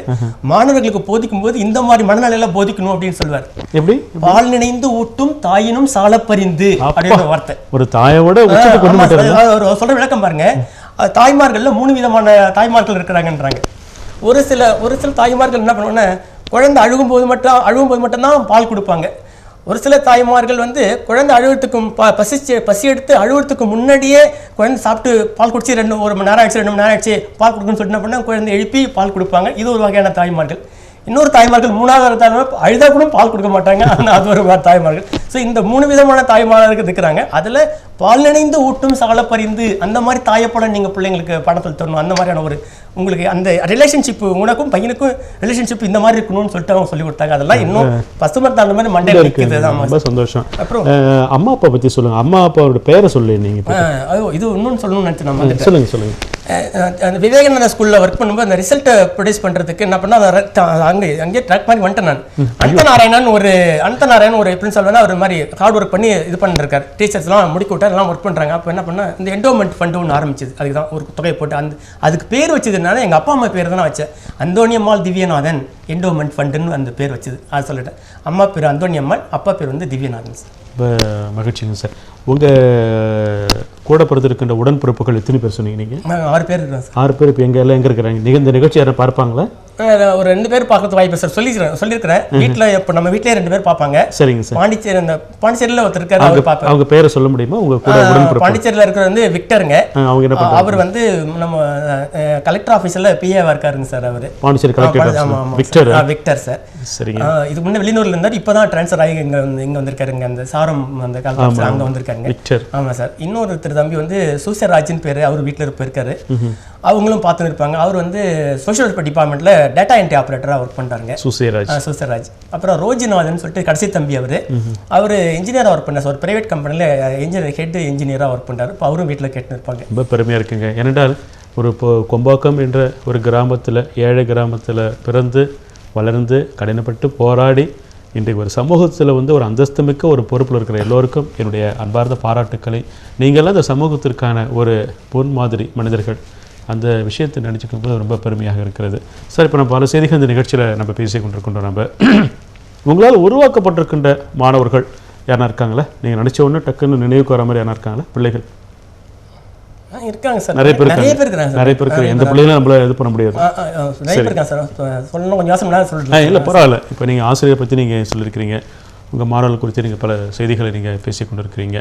உங்கள் வாழ்க்கை முன்னேற்றம் என்று வருகின்ற பொழுது இந்த விருதெல்லாம் பெறக்கூடிய அளவிற்கு நீங்கள் ஒரு உயர்ந்த பொறுப்புக்கு, உயர்ந்த இடத்திற்கு வருவீங்க என்ற நம்பிக்கை உங்களுக்கு சின்ன வயசில் என்ன இருந்தது உங்களுக்கு? இல்லை சார், அதை நான் எதிர்பார்க்கல. இந்த மாதிரி நான் எதிர்பார்க்கல சார். இது கொடுப்பாங்கன்னா இது கிடைக்கும்னு எதிர்பார்க்க, அப்ளிகேஷன் போட்டது ஆனால் கிடைக்கும்னு நான் எதிர்பார்க்கல. கிடைச்சதுக்கப்புறம் 4ஆம் தேதி தான் சொன்னாங்க, சாயந்தரம் சொன்னாங்க, ஒருத்தர் வந்து விஷ் பண்ணார். அப்போ தான் எனக்கு தெரியும். ரொம்ப அதிர்ச்சியாகவே இருந்தது எனக்கு. அதிர்ச்சியாக இருந்தது? கண்டிப்பாக அதிர்ச்சியாக இருந்தது. அதுக்கப்புறம் கொஞ்சம் மகிழ்ச்சியாக தான் இருந்தது. சரி, பரவாயில்ல சார். இந்த விருது கிடைச்சிருக்கு இல்லைங்களா, இந்த சந்தோஷத்தை எப்படி நீங்கள் பகிர்ந்து கொள்ள போகிறீங்க நேயர்களோட? ஒரு நேரம் வர பார்க்கலாங்களா? சரி சார். வணக்கங்க, பாதையும் பயணமும். ஐயா வணக்கம் ஐயா. வணக்கம், சொல்லுங்க ஐயா. நிகழ்ச்சி நல்லா போயிட்டு இருக்கா, பார்த்துட்டு இருக்கேன் ஐயா. நல்லா நீங்க தொகுப்பு செய்றீங்க. சரிங்க. பேர் மாசிலாமணி. சொல்லுங்க மாசிலாமணி, என்ன நீங்க ஐயா வர பேசுறாங்களா? பேசுங்க மாசிலாமணி. ஐயா வணக்கம். வணக்கம். வணக்கம் சார். உங்களுடைய இந்த நிகழ்ச்சி நல்லா போயிட்டு இருந்தது. நான் அதுல ஒண்ணு என்ன கேள்வி இப்ப நான் கேட்டேன்னாக்கா, நீங்க +2 பாஸ் பண்ண பிறகு என்ஜினியரிங் தேர்ந்தெடுத்திருக்கீங்க இல்லைங்களா? ஆமாங்க சார். என்ஜினியரிங் அப்ப நீங்க போக முடியாத ஒரு சூழ்நிலை. ஆமாங்க சார். நீங்க வந்து கஷ்டப்பட்டு தான் அதை மனம் வருந்தி தான் இந்த பக்கம் இந்த லைனுக்கு பாதிக்கு வந்து. கண்டிப்பா சார். இப்ப எப்படி ஃபீல் பண்றீங்க? ஏன்னா அப்ப உங்க கூட படிச்சவங்க இப்ப நல்ல நிலையில இருந்திருப்பாங்க. ஆமா சார். இப்ப உங்க நிலைமையா இப்ப நீங்க என்ன உணர்றீங்க? இல்ல, நான் எடுத்த டெசிஷன் கரெக்ட்னு நினைக்கிறேன் சார். இப்போ ஏன்னா என் கூட படிச்சவங்க இப்போ பெரிய பொசிஷன்லாம் இருக்கிறாங்க. கவர்மெண்ட்ல இதே பாண்டிச்சேரி கவர்மெண்ட்ல ரொம்ப பெரிய பொசிஷன்லாம் இருக்கிறாங்க. என்னோட அதிக சம்பளம் வாங்குறாங்க, ரொம்ப அதிகாரத்தில் இருக்கிறாங்க.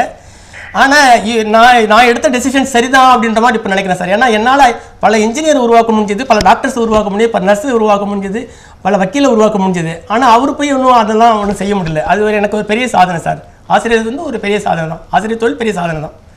ஏன்னா ஆசிரியர்கள் ரொம்ப நல்ல அருமையான பதில். உங்களை போன ஆசிரியர்கள் தான் இது போல நல்ல பேச கொடுக்க முடியும்னு நினைக்கிறேன். நீங்க வந்து என்ஜினியர் ஆக்கு பல பேர் என்ஜினியர் ஆக்கிருக்கீங்க. ஆமாம் சார். வாழ்த்துக்கள். நன்றி சார். நன்றி சார். நன்றி சார். நன்றி சார். சார் இவர் யாருங்க சார்? இவர் மாசிலாமணி. மாசிலாமணி எங்கள் ஸ்கூலில் ஒர்க் பண்ணுற. அவரை பற்றி சொல்லுங்க சார்.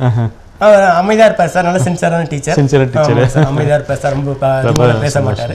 நல்லா ஒர்க் பண்ணுவார் சார். நன்றிங்க சார். எனக்கு நல்ல ஃப்ரெண்டுங்க அவர். நல்ல ஃப்ரெண்ட். ஆமாம், மிகதான் மகிழ்ச்சி சார். அடுத்து பொதுவாக வந்து அரசு பள்ளியில் படிக்கின்ற பிள்ளைகள் இருக்கின்றார்கள் என்றால் ஆசிரியர் பெருமக்கள் அந்த பிள்ளைகளை வந்து கண்டிக்கக்கூடாது என்பதை போன்ற ஒரு கருத்து பரவலாக பார்க்கப்படுகின்றது. ஆமாங்க சார். இப்போ இந்த நிகழ்ச்சியினுடைய தொடக்கத்தில் நம்ம ஒரு டிஸ்கஷன் பேசும்போது ஒரு கருத்து நீங்கள் சொன்னீங்க. நாங்கள் சின்ன வயசில் வந்து எங்கள் தந்தை வந்து படிக்காதவங்க, தாயும் படிக்காதவங்க, நாங்கள் எதை செய்தாலும் எங்களை கண்டிப்பதற்கு ஆட்கள் இல்லாத ஒரு நிலையில் எங்களை வந்து சரியான பாதையில் வழிகாட்டியவர்கள் எங்களை கண்டித்து அடித்து இதுதான் சரியான பாதை என்று அடையாளம் காட்டியவர்கள் அரசு பள்ளியில் படித்திருக்கின்ற பணியாற்றிய ஆசிரியர் பெருமக்கள் தான். அந்த ஆசிரியர் பெருமக்கள் மட்டும் எங்களை கண்டிக்கவில்லை என்றால் இந்த வாழ்க்கை எங்களுக்கு கிடைத்திருக்காது, இந்த இடத்துக்கு நாங்கள் வந்திருக்க முடியாது என்ற கருத்தை ஆஃப் த ரெக்கார்டு எங்களை சொன்னீங்க. ஆசிரியர் பெருமக்கள் பிள்ளைகளை கண்டிக்க வேண்டுமா? கண்டிப்பு என்பது தேவைதானா? இது குறித்து உங்களுடைய கருத்துக்கள் என்ன? கண்டிப்பாக கண்டிக்கலாம் சார். வேணும், அதில் ஒன்றும் அது மாற்று கருத்து இல்லை. ஏன்னா பிள்ளைங்க வந்து நல்லது கெட்டது தெரியாத பிள்ளைங்க. அவங்க இப்போ தான் வளர்ந்து வராங்க. அவங்க வந்து குழந்தையாகவும் இல்லை, ஒரு வளர்ந்த முதிர்ச்சி அடைந்த ஒரு அடல்ட்டாகவும் இல்லை. அவங்க 2ஆம் கட்ட நிலையில் இருக்கிறாங்க. ஸோ இந்த மாதிரி நிலையில் நாம் அவங்கள மாற்றுறதுன்றது தான் என்ன பேருன்னா ஷேப்பிங் அல்லது ஃபார்மேட்டிங் அப்படின்றத பேர். அதனால் ஃபார்மேட் பண்ணும்போது கொஞ்சம் நம்ம அவங்கள கண்டிக்க தான் வேணும். அப்போ தான் இல்லைன்னா செடி கூட இந்த கார்டனர் ஒருத்தர் செடி வளர்க்குறாரு, அவர் தூரமாக போகிற இல்லை தேவையில்லாத கலைகள்லாம் வெட்டி விட்டு அதை ஒழுங்குபடுத்துறதில்ல. அது போல் கண்டிப்பு அவசியம் தான் வேணும். ஆனால் இந்த மாதிரியான கண்டிப்புன்றது தான் நமக்கு பிரச்சனை இருக்குது. கண்டிக்க வேணும். மாணவர்கள் தவறு செய்யும்போது, நம்ம குழந்தைகளும் தவறு செய்யும்போது கண்டிப்பாக கண்டிக்க தான் வேணும். அந்த எந்த மாதிரியான கண்டிப்புன்றதில் நம்ம பிரச்சனை இருக்குது. அதுதான் நம்ம யோசனை பண்ணணும். அடிக்கணுமா, இல்லை பேசணுமா, இல்லை மைல்டு பனிஷ்மெண்ட், ஏதாவது அவனுக்கு கிடைக்க வேண்டிய ஒரு கன்செஷனை ஸ்டாப் பண்ணுறது, இதுவும் ஒரு வகையான பனிஷ்மெண்ட் தான். அது அந்த மாதிரி நிறைய வெரைட்டி ஆஃப் பனிஷ்மெண்ட் நம்ம கிரியேட் பண்ணலாம். அந்த மாதிரி செய்யணுமான்றது தான் பிரச்சனை. ஆனால் கண்டிக்கணும், கண்டிப்பாக கண்டிக்கலன்னா முடியாது. ஒரு மாணவனை கொண்டாட முடியாது. ஏன்னா இது ஃபார்மேட்டிங் ஸ்டேஜில், ஃபார்மேஷன் ஸ்டேஜில் கண்டிப்பாக அவனுக்கு மாணவர்கள் வந்து கண்டிக்க தான் வேணும். தப்பு செய்யும்போது அந்த இடத்த உடனே கண்டிக்கணும். அப்போ தான் அந்த அந்த அந்த ஒரு நல்ல பிஹேவியர் அவன்கிட்ட ஷேப் ஆகும். இல்லைன்னா கெட்ட பிஹேவியர், அந்த தவறான வழியிலேயே அவன் போயிட்டுருப்பான். அவன் பண்ணுற தப்புன்னு தெரியாமலே அவன் போயிட்டுருப்பான். நன்றி, நல்ல கருத்தை நீங்கள் பகிர்ந்துக்கிட்டு இருக்கீங்க சார். அடுத்து வந்து இந்த விருது குறித்து நான் பேசிக்கிறேன். அதுதான் நிகழ்ச்சிக்கு நாங்கள் உங்களை அழைத்திருக்கோம். ரெண்டாவது, புதுவை அரசை பொறுத்தவரை, கல்வித்துறையை பொறுத்தவரை அந்த புதுவை அரசு பள்ளிகளுக்கு மிகப்பெரிய அடையாளமாக திகழ்வது பல பள்ளிகள் இருந்தாலும் திருவள்ளுவர் பள்ளி ஒரு பெரிய அங்கீகாரம், ஒரு பெரிய அடையாளம். அதற்கு பிறகு பார்த்தீங்கன்னா உங்களுடைய திருவிக்கா பள்ளி என்றால் ஒரு தரமான ஆசிரியர் பெருமக்கள். ரெண்டாவது, நிறைய ரிசல்ட் வந்து நீங்கள் கொடுக்கும்போது பார்த்தீங்கன்னா செல்ஃப் ரிசல்ட்டை கொடுக்குறீங்க. நான் பார்த்துருக்கேன், 4 இடங்களில் பார்த்துருக்கேன். வணக்கங்க, யார் பேசுகிறீங்க? ஹலோ, வணக்கம் சார். சொல்லுங்கம்மா. வணக்கம்மா. சார் நான் முருங்கப்பாக்கத்துல இருந்து கலைச்செல்வி பேசுறேன் சார். சொல்லுங்க சொல்லுங்க. சார் ரொம்ப சந்தோஷமா இருக்கு சார். எங்களுக்கு பாடம் கற்பித்த ஒரு டீச்சர் வந்து இன்னைக்கு நல்லாசிரியர் விருது வாங்கியிருக்காங்க. எனக்கு ரொம்ப சந்தோஷமா இருக்கு சார். சொல்லுங்க. தேங்க்யூ ரொம்ப நன்றிங்க. எங்க குடும்பத்து சார்பாக உங்களுக்கு நான் என்னுடைய விஷயத்தை உங்ககிட்ட சொல்லிக்கிறேன் சார். ரொம்ப நன்றி. சார் இன்னைக்கு நீங்களோட இன்டர்வியூ ஃபுல்லா இப்ப நான் பார்த்தேன் சார். நீங்க இப்ப பேசுனதுல இருந்து நானும் ஒரு ஆசிரியர் பயிற்சி முடிச்சிருக்கேன். இன்னையில இருந்து நானும் ஒரு முடிவு எடுத்திருக்கேன் சார். ஒரு ஆசிரியர் மாணவர்கள் கிட்ட எப்படி நடந்துக்கணும், அவங்களை எந்த அளவுக்கு மோட்டிவேட் பண்ணணும்ன்றது உங்ககிட்ட இருந்து கத்துக்கிறேன் சார். நானும் எனக்கு ஒரு டீச்சர் வேலை கிடைச்சதுன்னா நானும் என்னுடைய மாணவர்கள் கிட்ட உங்களை மாதிரி நானும் நடந்துப்பேன் சார். சரி சார், ரொம்ப சந்தோஷம். ரொம்ப சந்தோஷங்க. சரி, பாராட்டுங்க. So much sir. உங்களுடைய இன்னும் உங்ககிட்ட நாங்க நிறைய கத்துக்கணும் சார். உங்க நிகழ்ச்சி நிறைய சேனல்ல வரணும். அதுல இருந்து நான் உங்ககிட்ட நிறைய விஷயம் கத்துக்கணும் சார். சரி, வாழ்த்துக்கு நன்றிங்க. வாழ்த்துக்கு நன்றி. நன்றிங்க. அதுபோல இப்போ உங்க பள்ளிக்கென்று ஒரு பெரிய ஒரு மரபு, ஒரு சிறப்பு என்பது இருக்கின்றது. மிகப்பெரிய பழமையான ஒரு பழமையான பள்ளி. அதன் அடிப்படையில் உங்களுடைய அந்த 3 வருடங்களில் என்ன சப்ஜெக்ட் டீச் பண்ணுறீங்க நீங்கள்? முதல்ல 2 வருஷம் இங்கிலீஷ் நடத்த சொன்னாங்க சார். ஆங்கிலம். நான் ஆங்கிலம் நடத்தணும். அப்போ நடத்தினேன், நல்லாவே நடத்தினேன். சரி, அது நல்லா வந்தாங்க, பசங்க வந்தாங்க. சரி, இப்போ அந்த பள்ளியில் இருக்கின்ற சவால்கள் என்னென்றால், அது வந்து ஒரு அரசு பள்ளி, சற்று ஏழையான குடும்ப பின்னணியில் இருக்கின்ற மாணவர்கள் படிக்கின்ற ஒரு பள்ளி. அப்போ வந்து உங்களுடைய சப்ஜெக்ட் வந்து டீச் பண்ணுறதுக்கு நீங்கள் என்னென்ன வகையான சிறப்பு பயிற்சியை கொடுக்குறீங்க? உங்களுடைய எக்ஸ்ட்ரா எஃபோர்ட் என்ன, அதை பற்றி என்ன சொல்லுங்கள்? சொல்கிறேன் சார். நீங்கள் பார்க்கலாங்களா? சரியா சொல்லுங்க. வணக்கம், சொல்லுங்க. ஹலோ, வணக்கம் சார். வணக்கம், சொல்லுங்க. ஏன் அச்சுதன் சார் சொல்லுங்க சார். சொல்லுங்க. மகிழ்ச்சி, சொல்லுங்க சார். ரொம்ப சந்தோஷமா இருக்கு சார். சார், எங்களுடைய டீம் நாங்க 1977-79ஆம் ஆண்டுல இடைநிலை ஆசிரியர் பயிற்சி நிறுவனத்துல படிச்சவங்க. எங்களுடைய ப்ரொடக்ஷன், எங்களை உண்டாக்கிய ஆசிரியர்களுக்கு இந்த நேரத்தில் நாங்க நன்றி சொல்லணும். சரிங்க சார். எங்களை உண்டாக்கிய ஆசிரியர்களை நாங்க நம்புன்னு நன்றி சொல்லணும். எனக்கு நாக்கே இப்ப தழுதலுக்கு பேச முடியல. சரிங்க, ஏன்னா நீங்க ரொம்ப தழுதலுக்கு உங்களை போல சார் உணர்ச்சிப்படுறாரு. இன்னும் மேலும் பல விருதுகள் அவர் பெறணும். சரிங்க சார். எங்க டீமுக்கு நல்ல பேரை எல்லாரும் சேர்ந்து நாங்க வாங்கி கொடுக்கணும்னு நினைக்கிறோம். சரிங்க சார். 1977-79ஆம் ஆண்டினுடைய ஆசிரியர் சார்பாக என்னுடைய வாழ்த்துக்களை அவருக்கு நான் தெரிவிச்சுக்கிறேன். நன்றி சார். ரொம்ப நன்றி சார். ரொம்ப பெருமைங்க sir. Thank you sir. Thank you sir. Thank you sir. Thank you sir. ரொம்ப சந்தோஷமாக இருக்குங்க சார். ஏன்னா 1977 உங்களோடு படித்தவர்களெல்லாம் இந்த நிகழ்ச்சியை பார்க்கின்றார்கள். அவங்க எல்லோரும் வந்து உங்களை வந்து தங்கள் வீட்டு பிள்ளையாக, என்னென்றால் இன்றைக்கி பல பேர் பார்க்குறேன். இன்றைக்கு வாழ்க்கையில் வந்து சக மனிதன் படுகின்ற பெருமைகளை பார்த்து ஒதுங்குகின்ற இந்த சமூகத்தில் ஒரு 30 வருடங்களுக்கு முன்னால் உங்களோடு படித்திருக்கின்ற ஒரு மாணவர், உங்களுடைய ஒரு துணைவர் உங்களுக்கு இப்போ ஃபோன் பண்ணி பாராட்டுக்களை தெரிவிக்கின்றார் என்றால் நல்ல ஒரு வைப்ரேஷனில் இந்த சமூகம் உங்களை வைத்திருக்கிறது. அது ஒரு பெரிய பாராட்டுக்குரிய ஒரு விஷயமாக நினைக்கிறேன். நேரம் இருக்காங்க. வணக்கம், சொல்லுங்க. சொல்லுங்கம்மா. சொல்லுங்க. அம்மா டிவி வால்யூத்தை ப்ளீஸ் கொஞ்சம் குறைச்சிங்கம்மா. சரிங்கம்மா, பேசுங்கம்மா. பேசுங்கம்மா ப்ளீஸ்மா, பேசுங்கம்மா.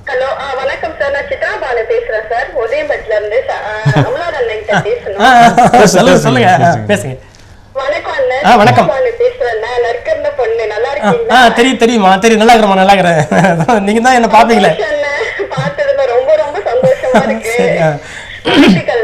ரொம்ப நன்றி. ரொம்ப நன்றி. நன்றி.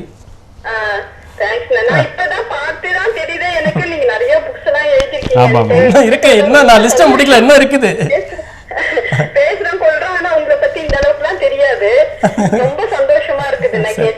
சரிம்மா. தேங்க்யூ. நன்றி.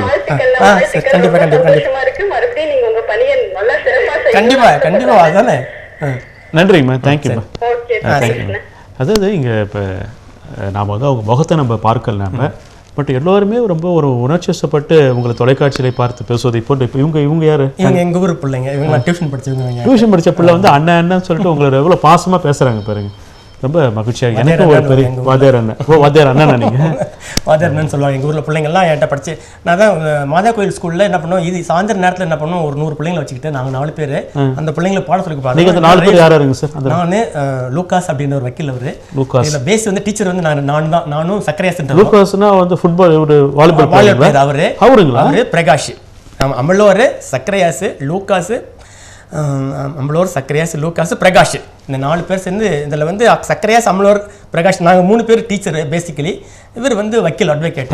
நாங்கள் சின்ன வயசில் ஒரு 20, 25, 22 வயசுலலாம் என்ன பண்ணுவோம், எங்கள் ஊர் மாதா கோயிலில் சாயந்தர நேரத்தில் எங்கள் ஊர் பிள்ளைங்களை கூட்டு உட்கார வச்சு ஃப்ரீயாக அவங்களுக்கு டியூஷன் சொல்லி கொடுத்தோம். அந்த பிள்ளைங்களாம் இப்போ நல்ல நினைக்கிறாங்க. அது ரொம்ப கண்டினியூ பண்ண முடியல. ஒரு 2-3 வருஷம் தான் நடத்திருப்போம்.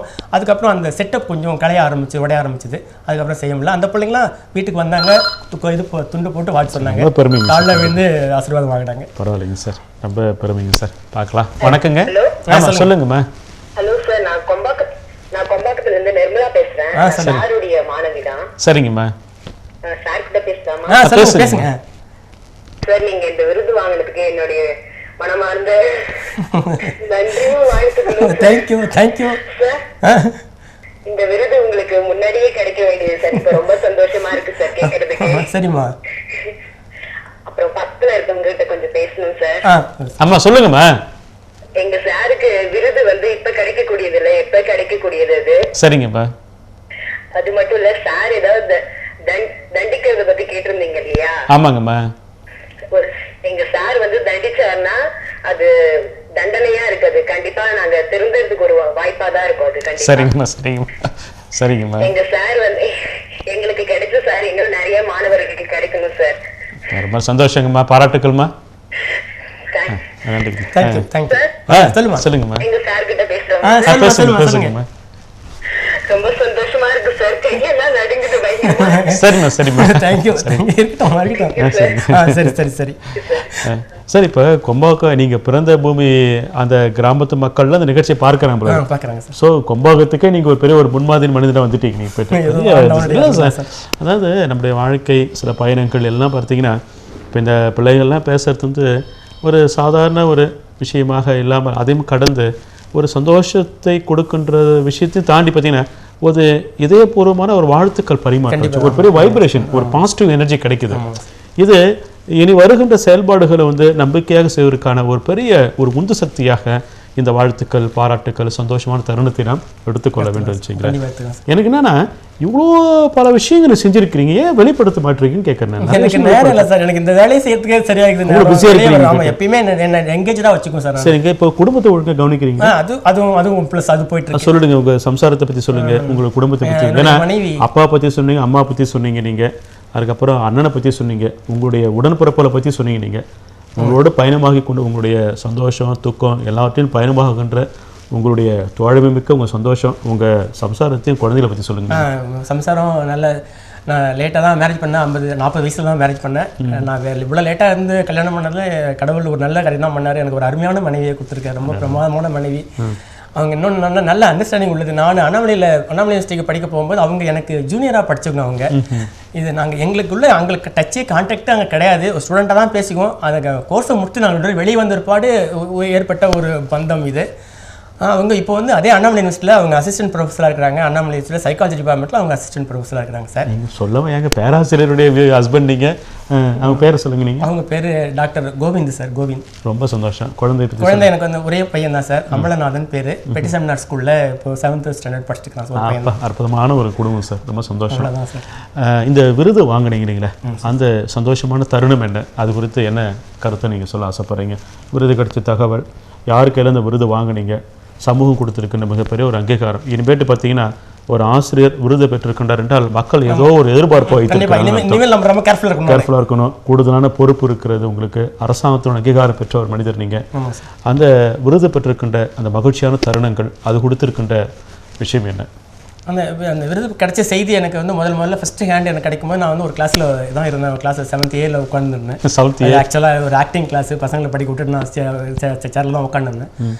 அந்த நேரத்தில் ஒரு சார் வந்து, சார் வாழ்த்துக்கள் சார் அப்படின்னு ஒரு பீட் சார், செல்வம் சார் வந்து வாழ்த்துக்கள் சார் கை கொடுத்தாரு. எனக்கு ஒன்றும் புரியல, எதுக்காக வாழ்த்து சொல்கிறாரு எனக்கு கொஞ்ச நேரம் புரியல.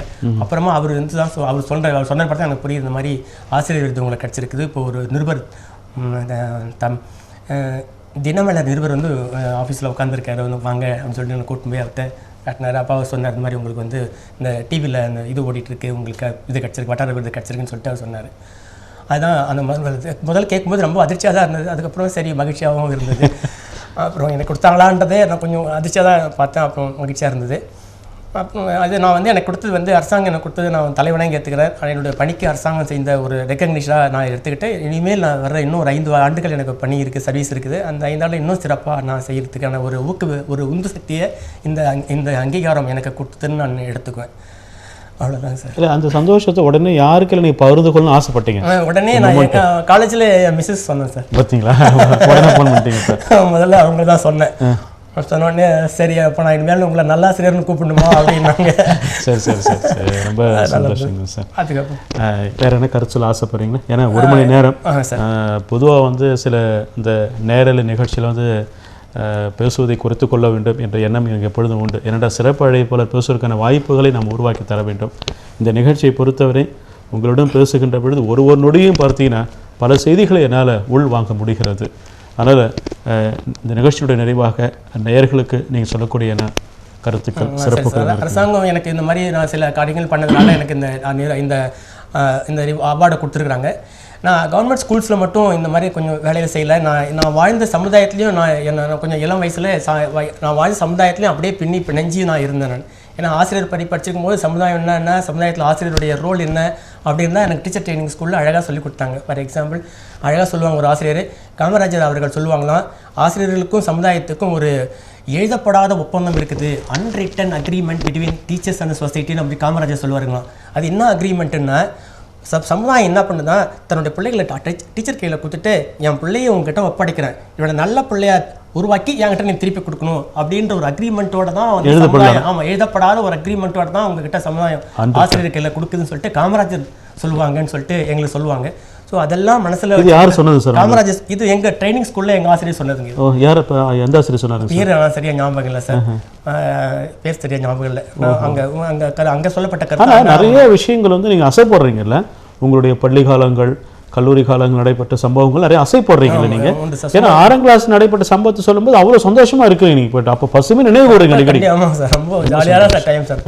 சரி, இன்னும் நிறைய பேசலாம். சரி, நான் சமுதாயத்தில் கொஞ்சம் எங்கள் ஊர் நான் வாழ்ந்த சமுதாயத்தில் கொஞ்சம் சின்ன வேலையெல்லாம் பண்ணிட்டு இருந்தேன். என்னன்னாக்கா எங்கள் ஊர் இந்த இளைஞர்களெல்லாம் கூட்டி ஒரு யூத் கிளப், பிரதர்ஸ் ஸ்போர்ட்ஸ் கிளப்னு சொல்லிட்டு ஒரு கிளப் பண்ணாங்க. அதில் நான் வந்து செக்ரட்டரிங்க நான் தான்.